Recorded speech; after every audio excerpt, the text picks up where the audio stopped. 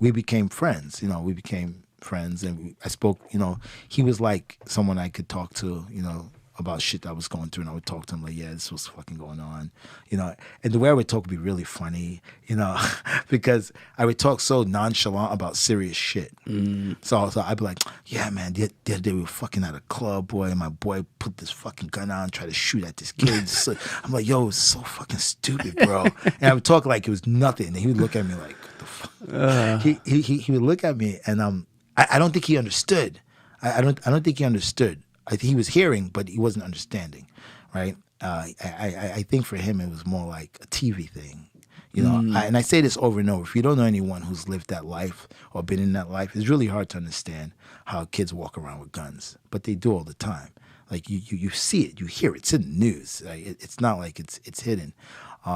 So for him, it was like, I don't know. He didn't understand. Then one day I went to the club, and a .22 fell out of my bag, and he saw it. He looked at me, I looked at him, and the look on his face was funny because it was like all the pieces of a puzzle had just came together, and it was like, oh, that's the look on his face. And I wasn't trying to stay around to see where that look was going, so I was like, yeah, I got to go. I picked it up and left. I'm just going to call police. And so I left, and then I thought, damn, there goes my $20. The $20 hustle is gone. This guy's not going to give me any more money, bro. I was like, fuck. And I needed money at that time. And he called me back and says, hey, are we still playing? And I thought, okay, that's weird. Yes. All right, yeah, for sure, $20. And I went to go meet him. We played, and he says, I want to invite you to my house. And I thought that was weird. Like, who invites the kid that just, had a gun fall out of his bag to their house? I want you to meet my family. Okay, that's even weirder.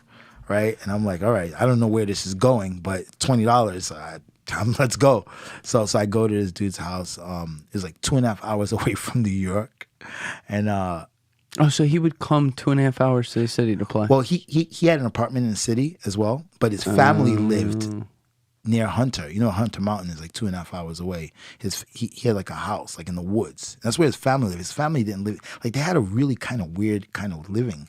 Like, I don't know if you call it, I don't know what to call it. Like, they didn't watch TV. They didn't eat sweets. It was just really weird. It was really weird, yeah. But his family lived there, and he brought me there. Saw his family. They had like real family stuff, like, sitting at a dinner table with everyone eating, talking, passing the food around, and I guess he wanted to show me what family was supposed to be like. And, I played ping pong with his family. He had a ping pong table there, a pool table that turned into a ping pong table. And I was taking it in. I was like, all right. It's kind of pissing me off a little bit because I was like, what the fuck this guy got me around this family for? Like, because it's something I didn't have like that, right? So it's actually pissing me off more than anything else. He obviously had clearly picked up on that. Yeah. And he wanted this for you. To see. That's pretty cool. And so then he says to me, he goes, I really want to help you. And by this time I really liked playing ping pong. Like I liked it. And he says, I'm gonna pay for you to go to Germany to learn ping pong. And I was like, what? And he's like, yeah, I'm gonna pay for you to go to Germany. Now, were you any good at this point? Like, did you have like some of the core skills? Basic, Very forehand, basic. backhand, very, very, very, very basic. Yeah. And he was like, I know this school, sports school, where kids go to learn, or where the best athletes of particular sports, they go live at this school and they learn the sport. And I was like, oh, okay. And the only thing about Germany that I knew was Hitler. And I'm like, why is this guy sending me to Germany? It's crazy. Fucking, I didn't know anything about Germany. I just knew Hitler. I was like, Hitler's from Germany. Why is this guy sending me to Germany? Yeah. But I did know. What I did know was that that would be a way out. And a lot of people always go. How old are you at this point, buddy? This time I was 17. Okay, you're still like 17. Yeah. No shit. A lot of people go, oh, you were lucky.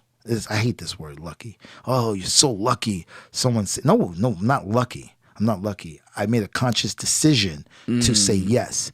99.9% of the people in my case, from where I grew up, would say, "What are you, fucking crazy? Right. I'm not going to Germany. You're out of your mind." I don't know any person who would agree to that. But like I said, as a kid, I always had some part, I don't know, I always had a head on my shoulders, like a little, right? And I knew that this could be an opportunity to maybe change my life and to not be doing what I was doing, because I was doing nothing. I was going nowhere. And I probably would have wound up dead or in jail. Thank you for watching the video, guys. Please hit that subscribe button and check out this clip's full podcast episode by clicking here or in the description below.